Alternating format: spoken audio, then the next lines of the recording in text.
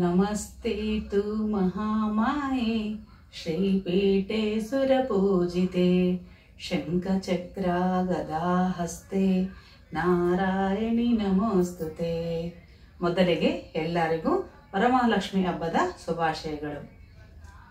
ಈ ವಿಡಿಯೋ ಏನಪ್ಪಾ ಅಂತಂದ್ರೆ, ನಾವು ವರಮಹಾಲಕ್ಷ್ಮಿ ಪೂಜೆ ಎಲ್ಲ ಮಾಡಿರ್ತೀವಲ್ಲ, ಅವತ್ತಿನ ದಿನ ಈ ಕತೆ ಕೇಳೋದ್ರಿಂದ ಲಕ್ಷ್ಮಿ ಕಟಾಕ್ಷ ನಮಗೆ ಆಗುತ್ತೆ ಅಂತ ಹೇಳ್ತಾರೆ. ಆ ವ್ರತಕಥಾ ಪುಸ್ತಕದಲ್ಲಿ ಕೂಡ ಈ ಕತೆ ಇದೆ.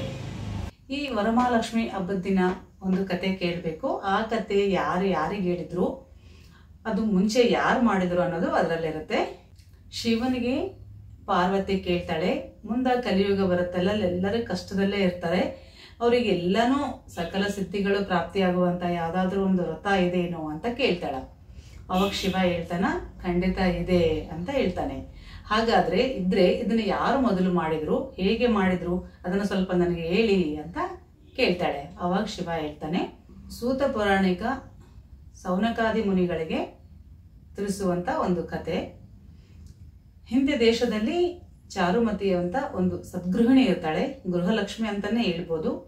ಆಕಿ ತನ್ನ ಕೆಲಸ ಆಯ್ತು, ತಾನಾಯ್ತು, ಅತ್ತೆ ಮಾವರ ಸೇವೆ ಮಾಡ್ಕೊತ, ಗಂಡನ ಸೇವೆ ಮಾಡ್ಕೋತ, ಮನೆ ಕೆಲಸ ಮಾಡ್ಕೋತ, ನೆರೆಹೊರ ಜೊತೆಗೆಲ್ಲ ತುಂಬಾ ಚೆನ್ನಾಗಿ ಎಲ್ಲ ಜೊತೆಗೆ ಹೊಂದ್ಕೊಂಡು ಹೋಗುವಂತ ಒಂದು ಒಳ್ಳೆ ಸ್ವಭಾವದವಳು ಇರ್ತಾಳ.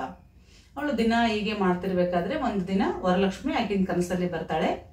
ಚಾರುಮತಿ, ನಾನು ನಿನ್ನ ಈ ಮಾಡುವಂತ ಒಂದು ಭಕ್ತಿಗೆ, ನೀನ್ ಮಾಡುವಂತ ಒಂದು ಕೆಲಸಕ್ಕೆ, ನಿನ್ನಲ್ಲಿರೋ ಒಂದು ಒಳ್ಳೆ ಸ್ವಭಾವಕ್ಕೆ ಮೆಚ್ಚಿದ್ದೀನಿ, ನಾನು ನಿನಗೊಂದು ವರ ಕೊಡ್ತಾ ಇದ್ದೀನಿ. ಶ್ರಾವಣ ಮಾಸದಲ್ಲಿ ಬರುವಂತ 2ನೇ ಶುಕ್ರವಾರದಿಂದಂದು ನೀನ್ ಮನೆಯೆಲ್ಲ ಶುಭ್ರಗೊಳಿಸಿ ನನ್ನ ಪೂಜೆ ಮಾಡು, ನನ್ನ ವ್ರತ ಕಥೆ ಮಾಡು, ಅದರಿಂದ ನಿನಗೆಲ್ಲ ಸಕಲ ಸಿದ್ಧಿಗಳು ಸಿಗ್ತಾವ ಅಂತೇಳಿ ಹೇಳ್ತಾಳ. ಹೇಳಿ ಕನ್ಸಲ್ಲಿ ಮಾಯ ಆಗ್ತಾಳ. ಎದ್ದು ನೋಡ್ತಾಳ ಚಾರುಮತಿ, ಅಯ್ಯೋ ನನಗೆ ಎಂತ ಅಷ್ಟು ಒಳ್ಳೆ ಕನ್ಸು ಬಿತ್ತಲ್ಲ, ಆ ದೇವಿ ಅಮ್ಮನವ್ರ ದರ್ಶನ ಆಯ್ತಲ್ಲ ಅಂತೇಳಿ ಗಂಡ ಮನೆ ಅತ್ತೆ ಮಾವರಿಗೆಲ್ಲ ತಿಳಿಸ್ತಾಳ. ಹೌದಾ, ಚಲೋ ಆಯ್ತಲ್ಲಮ್ಮ ಅಂತೇಳಿ ಅವರು ಕೂಡ ಖುಷಿ ಪಡ್ತಾರ. ಆಮೇಲೆ ಇದನ್ನ ನಾವು ಒಂದೇ ಮಾಡೋದು ಯಾಕ, ಅಕ್ಕಪಕ್ಕದವ್ರಿಗೆ ಕೂಡ ಹೇಳಿದ್ರೆ ಅವರು ಕೂಡ ಮಾಡ್ತಾರ ಅಂತೇಳಿ ನೆರೆಯವರಿಗೆಲ್ಲರಿಗೂ ತಿಳಿಸ್ತಾಳ. ನನಗೆ ಈ ರೀತಿ ಕನಸಿನಾಗ ಬಂದು ಲಕ್ಷ್ಮೀ ದೇವಿನೇ ಹೇಳ ಅಂತ. ಅವ್ರು ಅವಾಗ ಸರಿ ಬಿಡು ಅಂತೇಳಿ ಕಾಯ್ತಾ ನಿಂತ್ಕಂತಾರ. ಅಂದ್ರೆ ಶ್ರಾವಣ ಮಾಸ ಯಾವಾಗ ಬರುತ್ತೆ, 2ನೇ ಶುಕ್ರವಾರ ಯಾವಾಗ ಬರುತ್ತೆ, ನಾವ್ ಯಾವಾಗ ಮಾಡೋಣ ಅಂತ.